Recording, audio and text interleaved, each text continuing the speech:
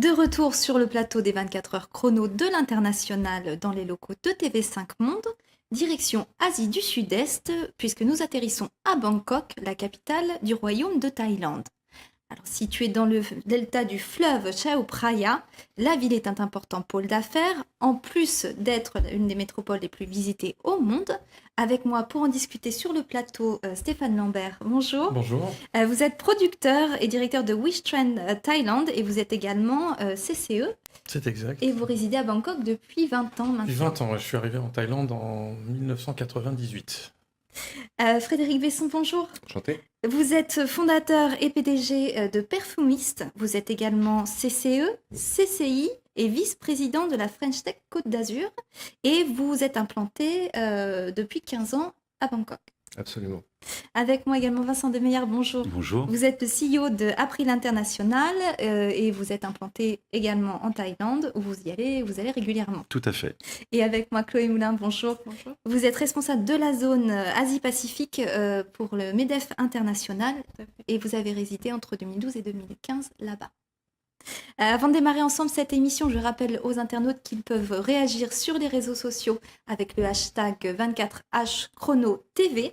Et je vous annonce également le lancement du réseau social Big Planet dédié aux francophones ce soir à 19h35. On va rentrer tout de suite dans le vif du sujet avec une vidéo de Sukanya Werchochai, qui est directrice exécutive de la CCI Franco-Thaï et qui nous parle du climat des affaires.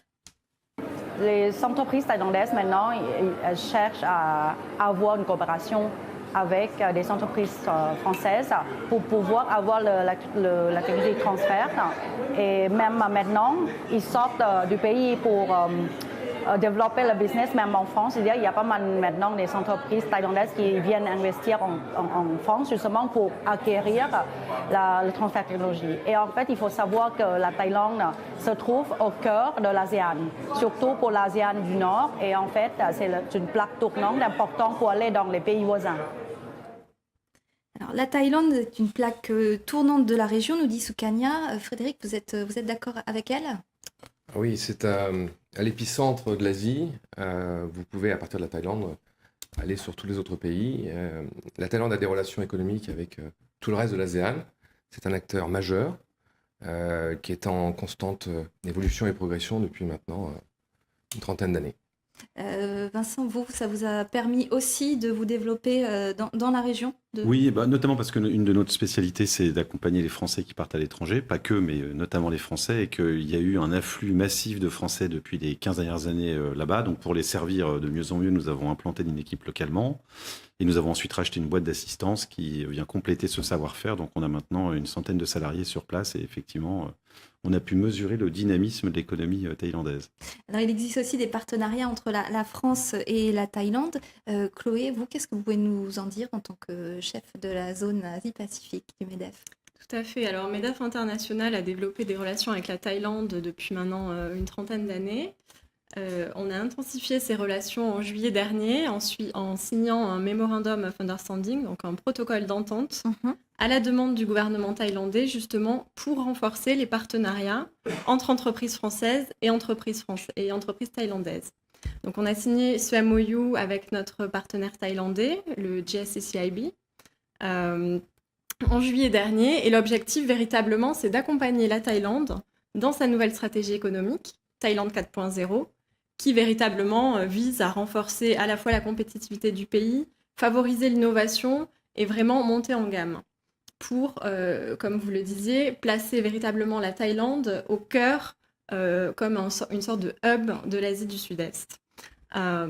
Donc je pense que vraiment aujourd'hui, ce plan Thaïlande 4.0 se traduit par les projets pharaonique de l'ICI, ce qui est l'Eastern Economic Corridor. C'est un corridor économique et industriel qui se développe sur toute la région sud-est, au sud-est de Bangkok. Donc ça regroupe 3 provinces, à peu près 13 000 km². Et là, il y a de gros projets de développement des infrastructures, donc lignes à grande vitesse, transport ferroviaire, urbain, aéroportuaire, portuaire, développement de nouveaux ports, etc. Création de villes nouvelles. Donc c'est vraiment des projets sur lesquels les entreprises françaises se positionnent et MEDEF International est là pour les appuyer dans ce développement. Pour un Français qui voudrait partir travailler là-bas, quelles sont les options? On parle beaucoup du VIE, du permis vacances-travail, etc. Stéphane, vous, qu'est-ce que vous voyez se dessiner? Moi, je suis arrivé en Thaïlande il y a donc une vingtaine d'années. J'ai commencé à chercher du travail une fois après être arrivé à Bangkok. J'ai été voir la chambre de commerce. Et puis, une fois après avoir trouvé un boulot, l'entreprise qui m'a donné ce travail m'a trouvé un visa, m'a obtenu le working permit. C'est dans ce sens-là que ça fonctionne. Ou alors, on travaille pour un grand groupe, pour une société qui est implantée, et c'est organisé avant votre arrivée. Mais c'est important de souligner que la Thaïlande, c'est vraiment une plateforme dans la région parce que c'est le seul pays du sud-est asiatique qui a toutes ces frontières terrestres avec ses voisins. La Malaisie, la Birmanie, le Laos, le Cambodge. Et donc, ça en fait un endroit très important dans la région, même essentiel. Je vous remercie. On va écouter la vidéo d'Alexandre Dupont, le président de la Chambre de commerce franco-thaï, qui nous parle des secteurs porteurs. En matière de secteur porteur, on peut évidemment compter le secteur des services, de manière générale, qui bénéficie du phénomène de digitalisation. Également le secteur industriel, sur lequel le gouvernement consacre énormément d'efforts, et notamment à travers son projet Thaïlande 4.0. Pour ce qui est des marchés niches, évidemment, on peut compter le domaine des technologies et du e-commerce, ce qui explique notamment le succès de la French Tech en Thaïlande. En matière de marché économique, le ratio entre les trois secteurs agricoles, industriels et services est assez comparable avec le marché français. Le gouvernement thaïlandais consacre énormément d'efforts sur la relance économique et on note notamment une croissance significative du secteur des services. Juste avant de commenter cette vidéo, Frédéric, vous vouliez revenir sur ce que disait Stéphane? Oui, alors Stéphane, vous avez tout à fait raison. On note quand même depuis maintenant une quinzaine d'années une affluence de Français qui viennent tenter leur chance en Thaïlande. Le choix est plutôt judicieux, encore une fois, parce que c'est un pays développé, c'est un pays agréable, les infrastructures sont là, les grandes sociétés françaises sont là aussi. Et on voit de plus en plus une attraction de la Thaïlande, en fait, vis-à-vis de la population des jeunes Français, des jeunes étudiants. Certains, maintenant, même arrivent en mode sac à dos. En backpacking. Alors, il y a quand même quelques conseils, je pense qu'on va en parler un peu plus tard, à donner à cette jeunesse qui arrive plein d'espoir et d'énergie. Et elle a raison, parce que c'est un endroit du monde extrêmement dynamique où les choses se passent. Il y a un très grand dynamisme, notamment dans votre secteur d'activité, dans le digital. Est-ce que vous pouvez nous parler de votre projet? Oui, alors on a au fil des années eu différents métiers avec bonheur. Aujourd'hui, il est clair que la Thaïlande est un pays extrêmement connecté, comme on dit. J'ai aussi la chance d'avoir créé une société en France, donc j'ai les deux expériences, c'est une SAS aujourd'hui, dans le digital aussi. Donc je peux comparer un peu les deux dynamismes, qui ne sont pas tout à fait les mêmes.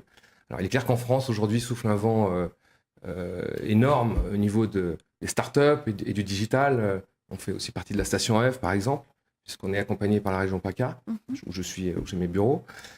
Mais la Thaïlande, ça fait extrêmement longtemps que ces nouveaux outils, ces smartphones et ces connexions sont utilisés. Alors, ils ont d'autres outils qui sont, par exemple, Line, qui est le WhatsApp, pour communiquer. Pour donner un chiffre intéressant, un Thaïlandais passe en moyenne 3 heures par jour sur les réseaux sociaux. Ce qui est énorme. Alors, sachant qu'on a gagné une heure d'expérience de vie en 10 ans, voilà où ils l'ont mis. On l'a réinvesti. Mais c'est une manière pour eux de communiquer. Ça fait partie des moyens de communication. Et il faut les intégrer. Si on les intègre pas en arrivant, on a peu de chance en fait de comprendre un peu tout ce qui se passe et la rapidité avec laquelle ça va. Facebook, par exemple, Bangkok est la première ville au monde d'utilisation de Facebook. En termes d'heures par habitant YouTube aussi, par jour. Plus d'1 milliard de vidéos vues très rapidement après le lancement de YouTube en Thaïlande. C'est un mode de vie, les réseaux sociaux, être en ligne constamment. Les gens marchent dans la rue avec leur portable. On est au restaurant à deux, on communique par messagerie. Alors on n'est pas là pour commenter en fait si c'est bien ou mal. C'est un fait. acquis. Et si vous voulez à un moment donné approcher les Thaïlandais, que ce soit au niveau de la consommation, il faut pouvoir intégrer ces modèles. Et alors bien évidemment, cette jeunesse qui arrive de France a toutes les chances et les atouts pour le faire. Il faut adapter aussi son offre au marché. Vous avez introduit le parfum dans le pays. Vous avez fait comment? Alors, je vais essayer d'être court. Oui. On est arrivé avec beaucoup d'idées peut-être un peu reçues en disant que nos modèles, même de magasins, etc., allaient fonctionner. Et il a fallu qu'on étudie en fait ce marché avec beaucoup d'humilité. On s'est aperçu qu'en fait, beaucoup de gens nous disaient les Thaïlandais, les Asiatiques ne se parfument pas. Moi, nous pensions que c'était un problème d'offre et pas de demande. L'histoire nous aura prouvé qu'on avait raison. Par contre, il a fallu adapter. Adapter, ça veut dire continuer à faire du parfum français. Et quand vous avez 80% de taxes à l'arrivée dans le pays et vos parfums sont très chers, donc ou vous les vendez très très cher en grand magasin, ou vous essayez de trouver des solutions. On a continué d'acheter du parfum français, je le garantis. Par contre, on a d'abord cherché à savoir ce que les Thaïlandais avaient comme préférence Au niveau des senteurs. au niveau des senteurs. Aujourd'hui, tout est produit souvent en Europe et aux États-Unis pour l'Europe et les États-Unis. Peu de gens s'intéressent à ce type de marché. Nous, on l'a fait. On a préféré être leader sur un marché plus petit. Aujourd'hui, on a la chance d'être distribué dans plus de 15 000 points de vente, notamment au niveau de la distribution, c'est aussi quelque chose de particulier. Vous avez des petites 7-Eleven, c'est des espèces de petits magasins qui sont en bas de chacun des immeubles. Des produits français qui sont présents dans ce circuit de distribution, il n'y en a pas beaucoup.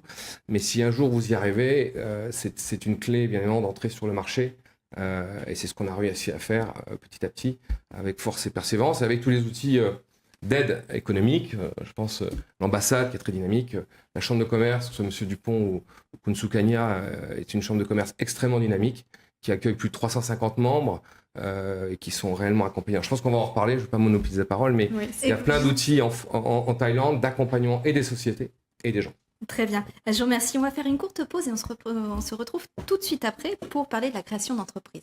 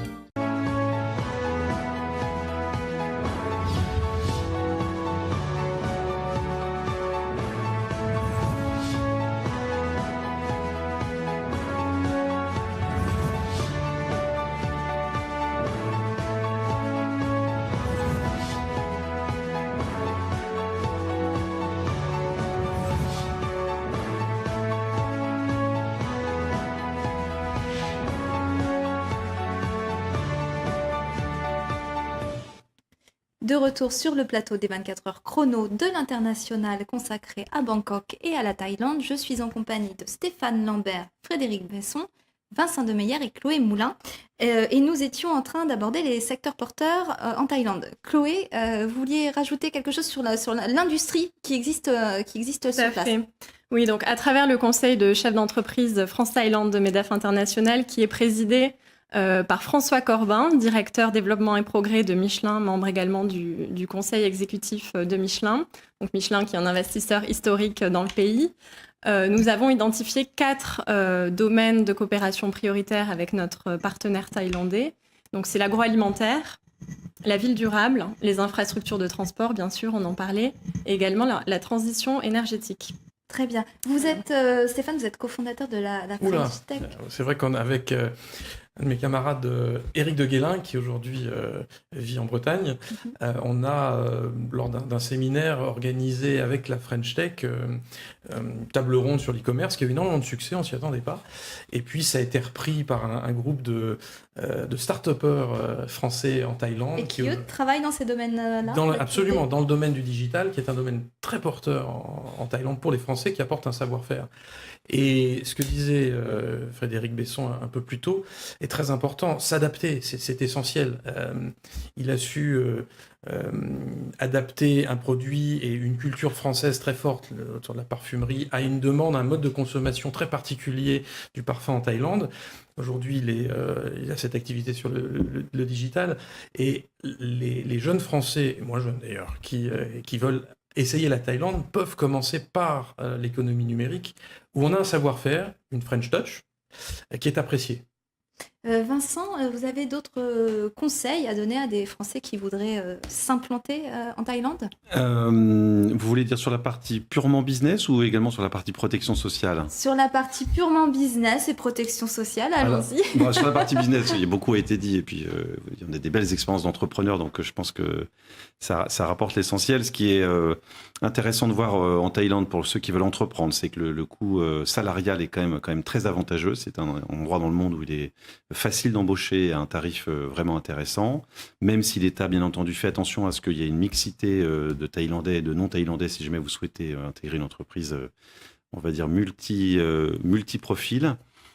Sur la partie protection sociale, je crois qu'on en reparlera après. Je veux juste préciser au moins une chose, c'est qu'il est important de se renseigner avant d'y arriver. Même si en Thaïlande, trouver des soins de qualité, notamment dans les hôpitaux, ils sont tous très concentrés dans les hôpitaux, est quelque chose d'assez aisé. D'accord. C'est important, Frédéric, de se renseigner avant d'arriver. Vous n'allez pas gravir une montagne sans un minimum d'informations pour aller au sommet. Bien sûr, souvent... c'est pas de la mauvaise préparation, c'est pas assez de préparation. C'est-à-dire que il convient de se renseigner sur les acteurs locaux qui auront peut-être déjà fait certaines des erreurs à éviter et qui pourront donner quelques conseils. À ce titre, on peut citer quelques organisations. Vous avez des petits clubs. On a parlé des conseillers du commerce extérieur extrêmement actifs où il y a cette cellule entité, il y a une quarantaine de chefs d'entreprise, à peu près une vingtaine font partie des grands groupes. On a parlé de Michelin, il y a Bouygues, ces gens-là, et puis à côté il y a aussi 20 PME. C'est aussi la richesse de ce groupe, entraîné par son président et par l'ambassadeur, M. Garachon, en ce moment est extrêmement dynamique avec ses équipes économiques.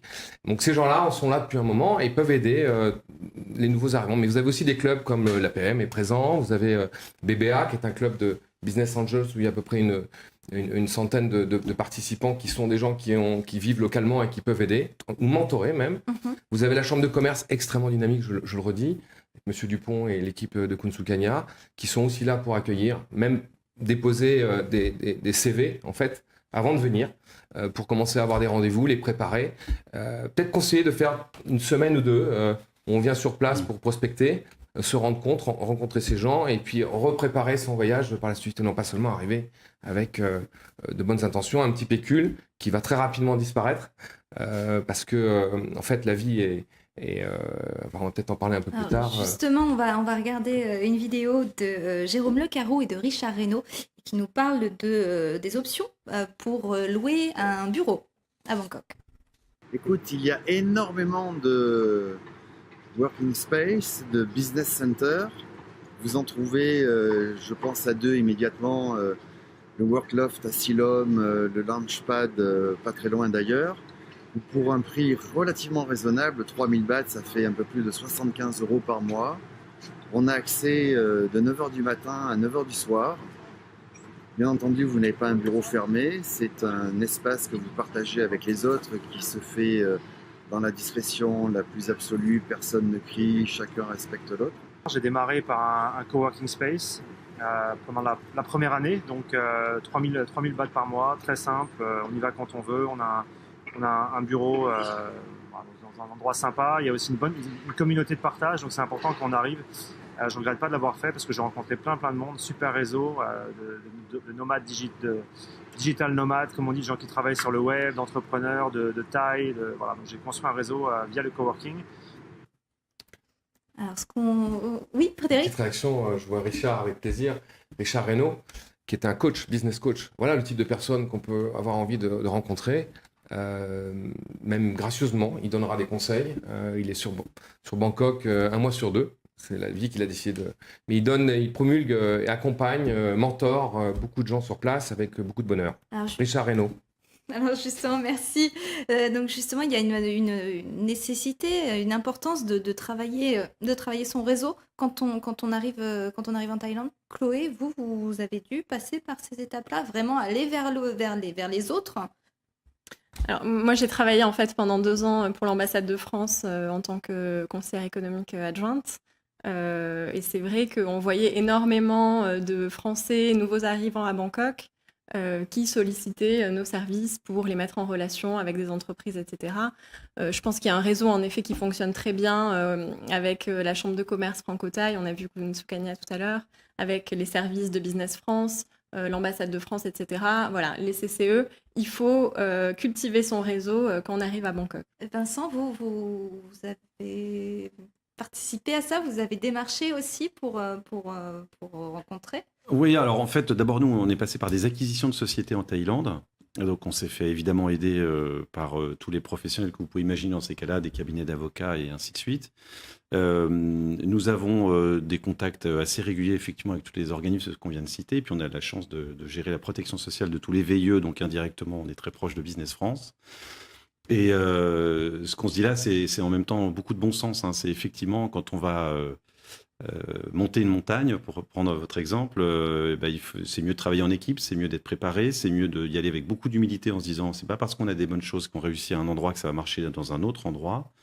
Et la Thaïlande, comme tous les autres pays dans le monde, nécessite effectivement de travailler avec l'intelligence locale, les gens qui ont déjà eu l'expérience de le faire et qui peuvent nous accompagner dans ce domaine-là. Alors justement, on va regarder une vidéo de Marc Parisel qui nous donne des conseils sur l'implantation.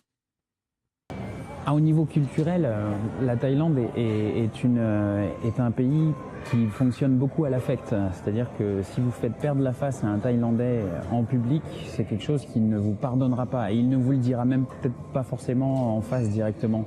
Quand je suis arrivé ici, j'avais une culture qui était une culture du résultat. Et je me suis rendu compte que la culture du résultat n'était pas suffisante pour bien faire tourner une équipe. Je m'explique. Un Thaï, il faut lui montrer que vous êtes à côté de lui, que vous l'accompagnez et que vous êtes là pour lui proposer des solutions. C'est cette impulsion qui va lui permettre d'être force de proposition pour que vous atteigniez au final l'objectif de résultat. Donc oui, l'affect c'est très important. Moi je suis arrivé ici avec des convictions et très vite je les ai lâchées pour me rendre compte que il fallait que j'agisse autrement, sinon c'était la fin assurée 6 mois plus tard. Et j'avoue que ça a été de comprendre ça a été un plus pour justement apprendre à les connaître d'une part, m'intégrer d'autre part et changer mon mode de fonctionnement à la fin. Voilà. Stéphane, est-ce que vous êtes d'accord avec ce que nous dit Marc Parisel? Oui, il y a un point très important, l'affect. L'affect, c'est essentiel en Thaïlande, les relations humaines, la qualité des relations qu'on doit tisser avec les gens qui font partie de son réseau social ou de son réseau professionnel est vraiment très important. Et puis, moi, je donnerais un conseil essentiel à un Français qui vient s'installer en Thaïlande, qu'il soit indépendant ou pour une grande entreprise. Il faut faire preuve d'énormément d'humilité. Être humble est une qualité qui est très appréciée en Thaïlande. Ça fait partie vraiment de eux, de ce qu'ils sont. Absolument, on doit être en Thaïlande. C'est peut-être un trait. Vous êtes tous d'accord avec ça? En Asie, absolument. L'humilité est très importante. L'arrogance française peut être très mal perçue en Thaïlande. Et très dommageable quand on veut s'implanter. Et le respect. Vous arrivez sur un territoire c'est pas chez vous, c'est pas votre histoire. Voilà, ayez la meilleure façon de s'intégrer et de faire des réseaux, c'est justement de s'ouvrir. Et c'est un véritable exercice qui est extrêmement bénéfique, que la fin soit heureuse ou moins heureuse dans l'aventure. Ça apporte, l'écoute, l'observation et des qualités qui sont essentielles pour réussir où qu'on arrive. Donc c'est tout à fait... C'est une culture, je pense, extrêmement différente de la nôtre. Donc il faut aussi avoir les grilles d'analyse et savoir observer au départ pour ensuite savoir bien s'intégrer. Quand on recrute aussi sur place, c'est important. Oui, bien sûr. Je crois qu'on l'a un peu dit, mais pour mettre des mots encore très précis, la notion de bienveillance interpersonnelle est très présente. Je pense qu'il y a une dimension religieuse aussi là-dedans. Ça se perçoit dans la rue. La notion du temps n'est pas tout à fait la même que la nôtre non plus. Et dans le management, c'était très intéressant d'avoir ce témoignage. Je pense qu'il est vraiment explicite de ce qu'on a pu vivre nous aussi, où on envoyait aussi un manager français s'occuper d'équipes, notamment thaïlandaises, et qui est passé par cette difficulté de faire monter l'équipe dans la bonne posture, en ayant lui aussi la bonne posture et en ayant un peu modifié sa façon de s'y prendre. Donc voilà, il existe beaucoup de sociétés qui font des formations interculturelles. Il y a des pays dans lesquels je pense que c'est un peu moins prégnant, mais celui-ci notamment, on ne peut que recommander d'avoir une petite préparation pour quelqu'un qui va avoir du management à faire. C'est important pour garder ses employés, sachant que le taux de chômage est minime. C'est Exactement. 0,7%, Frédéric. Oui, quand la France aura ce taux de chômage, elle comprendra un peu mieux ce que c'est que maintenant, on peut garder ses employés parce que les valeurs de l'entreprise, les valeurs de la famille, c'est une famille, l'entreprise. Donc, si vous arrivez à insuffler, les gens ne partiront pas en se sentant chez eux. Le vous avez envie de climat... quitter votre famille, vous ? Bon, c'est un peu ça. Et comme chez eux, je le rappelle, ils n'ont pas forcément l'air conditionné et les relations avec leur voisinage, c'est assez particulier en Thaïlande. Le fait qu'ils arrivent le matin, c'est là qu'en fait, ils retrouvent les leurs. Et si vous arrivez à intégrer cet esprit de groupe et de tribu, bien sûr qu'ils vont recevoir des offres en permanence d'autres sociétés qui vont chercher à les intégrer. Parce qu'il y a vraiment une surenchère. Maintenant, voilà, quand vous êtes heureux, vous ne cherchez pas forcément à voir ailleurs. Il faut de la sérénité dans le cadre du travail. Ça en fait partie. Je vous remercie. On va faire une pause avant d'aborder le volet vie quotidienne.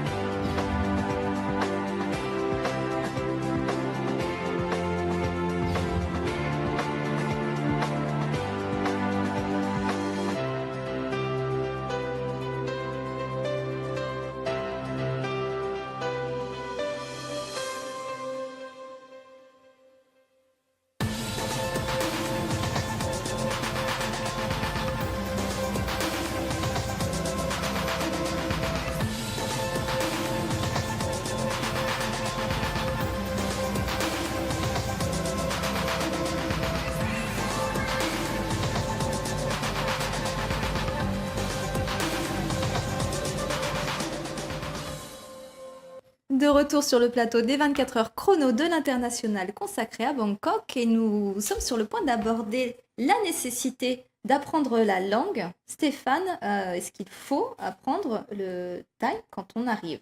Alors, le conseil que m'a donné mon premier patron en Thaïlande, c'était absolument pas. Faut pas parler thaï, on parle anglais, on parle français, ça suffit. On travaille avec des gens qui ont le savoir-faire local. Et avec l'expérience, c'est exactement l'inverse. On peut pas arriver dans un pays si, ne serait-ce que par politesse, on fait pas l'effort d'apprendre déjà à parler, puis après à lire et à écrire. Lire et écrire le thaï, et ça doit être la même chose dans les autres pays d'Asie, et puis dans les autres pays du monde, c'est s'ouvrir à la culture du pays et donc être capable de comprendre les problématiques et d'y apporter quelques solutions. Donc il faut apprendre à parler le thaïlandais. Vous parlez tous le thaï, Frédéric ? Vous parlez ? Alors, il y a des paliers en fait. Donc, je suis tout à fait d'accord avec Stéphane. Quand on arrive et qu'on arrive avec justement son sac à dos, toujours ce qu'on voit beaucoup arriver. Ce fameux backpacker. Il faut faire cet effort-là. Il faut le faire parce que c'est d'abord un respect de là où on va. Ça veut dire qu'on a vraiment envie de s'intégrer. Ça montre un état d'esprit. Donc oui, il faut le faire. Après, il y a des paliers. C'est-à-dire que vous pouvez utiliser le thaïlandais courant pour vivre, faire vos courses, etc. Discuter un peu avec les uns et les autres. Après, il y a le thaïlandais des affaires. Donc là, c'est un autre palier, un autre niveau, un autre investissement. Je le conseille de faire. Mes enfants parlent thaïlandais. Comme ils parlent chinois, j'ai cette chance. Donc, bien sûr qu'ils sont bien plus intégrés et que, mais comme on le disait, quand vous êtes patron, un grand patron, est-ce que c'est une question que je renvoie? Est-ce que c'est important de parler thaïlandais lors d'un conseil d'administration, ou est-ce que, au contraire, l'anglais n'est comme la langue des affaires à un moment donné? Et moi, j'ai plus d'aisance à m'exprimer en anglais qu'en thaïlandais. Voilà. Sur un tournage, par exemple, ne pas parler thaïlandais ne permet pas de travailler. Il faut parler thaïlandais pour pouvoir partager avec l'équipe, comprendre ce qui se passe, apporter du soutien, de l'aide, des directions. Donc c'est indispensable. Moi, personnellement, mes enfants parce qu'ils sont nés en Thaïlande et qu'ils sont à l'école au lycée français, il y a un programme trilingue, français, thaï, anglais. D'accord. Et ils parlent les 3 langues. Eux, ils ne savent pas que je parle thaïlandais, par exemple. Et ils rigolent quand je parle thaïlandais. Ça permet d'attraper des petits secrets au passage. Ça remet les choses en place. Chloé, vous êtes familiarisée avec cette langue-là quand vous étiez Oui, sur alors place? j'ai pris des cours de thaï parce que je pense que c'est absolument nécessaire quand vous vivez dans un pays d'apprendre la langue nationale. Donc j'ai pris des cours. Je vais en reprendre là d'ici peu. Parce que ça me manque. Et je pense que oui, les Thaïlandais vous perçoivent différemment. Quand ils voient que vous maîtrisez ne serait-ce que les basiques du thaïlandais, tout de suite, je trouve ça brise. Il y a quelque chose ça rend les choses plus faciles et ils ont une perception de vous qui, on fait l'effort de s'intégrer et d'apprendre la langue du pays. Merci. On va passer au sujet suivant avec la vidéo de Claire Manly qui nous parle du coût de la vie. Je dirais que le coût de la vie est moins cher qu'à Paris, ça c'est sûr, mais ça dépend pourquoi. C'est-à-dire que par exemple pour le loyer, c'est en effet beaucoup moins cher que Paris. Donc par exemple pour un 40 mètres carrés avec une chambre, un salon, une piscine, une salle de sport, des gardiens, etc., on va être entre 300 et 500 euros pour être près du métro. L'alimentation, c'est vraiment très variable. Si vous voulez manger thaï dans ce qu'on appelle les food courts ou les street food, ce sera entre 1 et 2 euros. En revanche, si vous voulez de la nourriture européenne, là, ce sera plutôt les mêmes prix qu'à Paris. Le vin est extrêmement cher puisqu'il est taxé. Donc une bouteille de vin que vous allez acheter 5 euros en France, ici, vous la paierez entre 20 et 30 euros. Les transports, les taxis sont pas chers. Pour une course de 20-30 minutes, vous allez payer 3-4 euros. Il y a un pan de la vie qui représente un certain coût. Vincent, c'est quand même le secteur de la santé. Vous, oui. qu'est-ce que vous proposez? D'abord, peut-être juste un mot pour les gens qui découvriraient potentiellement la Thaïlande dans quelques jours ou quelques semaines. Le système de référence qu'on peut avoir quand on est français, c'est d'abord un système dans lequel on identifie assez clairement un hôpital d'une clinique, où il est assez évident de trouver un généraliste ou un spécialiste, et où les prescriptions de médicaments se font par le médecin, et ensuite on va à la pharmacie chercher ces médicaments. Là-bas, le fonctionnement n'est pas tout à fait le même. On va dire que les consultations sont concentrées dans les hôpitaux.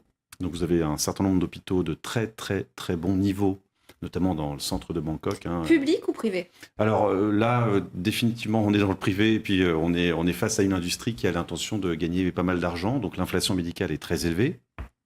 Il y a un tourisme médical qui est en train Il y a de se un développer. tourisme médical avec le Middle East notamment, an, et pour visiter régulièrement ces établissements pour vérifier que tout va bien. Ils ont toujours un malin plaisir à vous faire visiter la suite présidentielle dans laquelle ils peuvent accueillir, en l'occurrence probablement des présidents d'ailleurs, mais qui est équipée, comme vous pouvez imaginer, une suite présidentielle dans un palace. Donc une approche de la santé où l'hôtellerie, le sujet de l'hôtellerie est très présent. Des tarifs qui sont quand même assez élevés dès qu'on attaque des soins et notamment des interventions chirurgicales. Par contre, la prescription de médicaments est assez étonnante. Vous pouvez aller acheter des médicaments sans ordonnance dans un certain nombre de points de vente. Donc, on peut considérer que c'est à la fois une facilité et un risque, parce que vous n'êtes pas certain de ce que vous retrouvez dans vos médicaments. Il vaut mieux aller demander une prescription dans un hôpital à un médecin et récupérer les médicaments également dans cet hôpital. Et il faut venir aussi avec une couverture santé Oui. béton, du coup. Alors béton, c'est pas le pays le plus cher pour se faire soigner. On a parlé de Singapour il y a moins d'une heure et je vous assure qu'en termes de tarifs, c'est incomparable. En revanche, une hospitalisation complexe, on ne souhaite pas ça, mais ça arrive parfois, oui, ça peut coûter vraiment très très cher, des dizaines de milliers d'euros.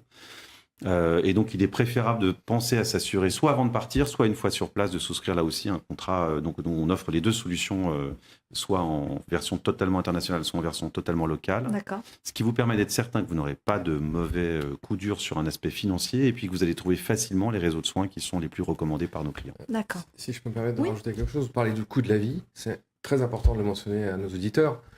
Quand vous quittez la France et vous venez vous installer, alors si vous venez en vacances, c'est sûr que la Thaïlande a beaucoup d'intérêt. Souvent, vous avez pris un package pas très cher, l'avion n'a pas coûté très très cher et vous avez passé des vacances magnifiques en bord de mer. Quand vous y vivez et que vous y travaillez, c'est légèrement différent.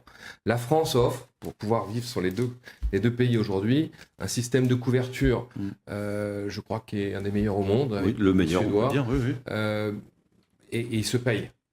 Arrivé en Thaïlande, vous allez avoir affaire à prendre en charge des coûts que vous n'aviez pas à prendre. On a tendance à l'oublier. On pense à l'école, notamment. L'école, On parle de l'école, de Vous la avez des santé. enfants qui sont au lycée français. Absolument, et c'est à 100% à la charge des parents ou des entreprises pour lesquelles les parents travaillent. Mais l'éducation en français par des professeurs français d'un système français à l'étranger est à la charge des parents. Ouais, ouais. Si je peux me permettre, il y a un livre qui vient de sortir, écrit par Gérard Lalande, qui est un médecin basé... Le médecin, qui est un ami par ailleurs, basé à Bangkok, qui fait la liste de toutes les maladies que l'on doit connaître avant de s'installer à l'étranger, comment les diagnostiquer, et c'est très intéressant. Ça permet d'arriver un petit peu l'esprit un peu plus libre, mais ou pas. J'allais dire justement qu'avec une bonne couverture santé, on a l'esprit libre. Merci. C'est essentiel. On ne peut pas aller en Thaïlande ou dans d'autres pays sans avoir une couverture santé, sinon on va au-devant de problèmes potentiels. Et qui n'est pas tombé une fois malade avec des maladies tropicales dans un pays loin de son pays, n'a pas connu un moment de solitude. C'est très important d'être couvert à la fois, oui, bien sûr. Très bien. On va dire un petit mot quand même sur la sécurité. Chloé, est-ce que Bangkok est une ville qui est safe ? Oui, c'est une ville très sûre, beaucoup plus sûre que Paris, je trouve, personnellement. Vraiment, il n'y a rien à craindre en tant que femme à Bangkok. C'est entièrement safe. Alors bien sûr, il y a quelques zones où il vaut mieux pas s'aventurer. Vous avez des noms de quartiers dans lesquels il faut pas trop s'aventurer ? Non, il y a quelques quartiers assez animés où voilà, il faut peut-être éviter, je sais pas, comme Patpong ou des choses comme ça. Mais c'est vraiment des quartiers très concentrés où on peut tout à fait vivre en Thaïlande très bien sans être... Vous ne savez rien. 2h du matin, dans un état second, il ne se passe rien. En revanche, il y a des quartiers, mais c'est comme ça dans toutes les villes. Mais à Bangkok, il n'y a pas de véritable problème d'insécurité. Mais il y a un endroit qui s'appelle Klong Toi à Bangkok. Il vaut mieux pas y aller. Maintenant, vous vous y retrouvez même au milieu de la nuit, il y a peu de chances qu'il vous arrive un malheur. C'est vraiment une ville très, très sûre. Il y a un exemple, quand vous êtes en moto, vous allez au cinéma, vous laissez votre moto devant le cinéma, le casque est sur la moto, 2 heures plus tard, vous avez et le casque et la moto, ce qui n'est pas pareil partout. Et justement, pour ce qui est de la sécurité routière, est-ce qu'on peut se déplacer en voiture ? Vincent, vous... Je fais ça parce que chaque année... Non, c'est parce que malheureusement, chaque année, on a des situations compliquées de clients. C'est très plaisant de faire du 2 roues sans casque en Thaïlande, même si les choses deviennent un peu plus réglementées. Mais quand vous arrivez sur place, avec cette chaleur, avec cette ambiance, et puis avec cette non-fluidité des voitures, vous avez envie d'être tout sauf dans une voiture. Donc, beaucoup prennent le 2 roues. Il y a le tuk-tuk, qui est très, très drôle à prendre, qui est raisonnablement secure, mais qui raisonnablement. Oui, parce que c'est incroyable de voir comment il se déplace là-dedans. Mais pour revenir à ça, simplement, je ne veux pas faire le rôle de papa de façon exagérée, mais le casque, franchement, si vous avez le choix entre je peux le prendre, je peux ne pas le prendre, je recommande vraiment de le prendre parce que c'est un petit inconfort pour une vraie sécurité qui vaut le coup. Très bien, je vous remercie beaucoup. On va clôturer l'émission sur cette bonne consigne. Merci beaucoup Vincent. Merci à tous. Vous pouvez retrouver les bonus vidéo des expatriés sur le site des 24 heures chrono de l'International. À 13h, l'émission à suivre sera consacrée à Israël et à Tel Aviv. Merci beaucoup. Merci à vous. Merci.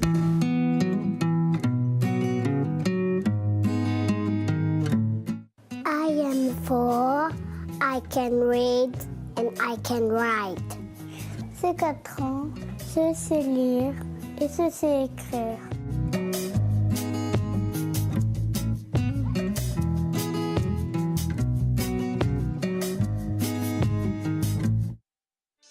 Bonjour à tous. Vous résidez hors de l'Union européenne ou dans les dom-toms. Alors découvrez l'expérience Renault Eurodrive de transit temporaire. Vous savez, les plaques rouges.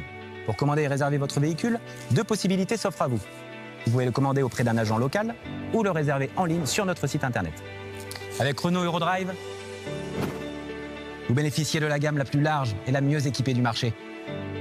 Voilà, Renault Eurodrive, c'est une voiture neuve hors taxe, un service premium tout compris, et des équipes dédiées qui mettent tout en œuvre pour que vous profitiez au maximum de votre voyage.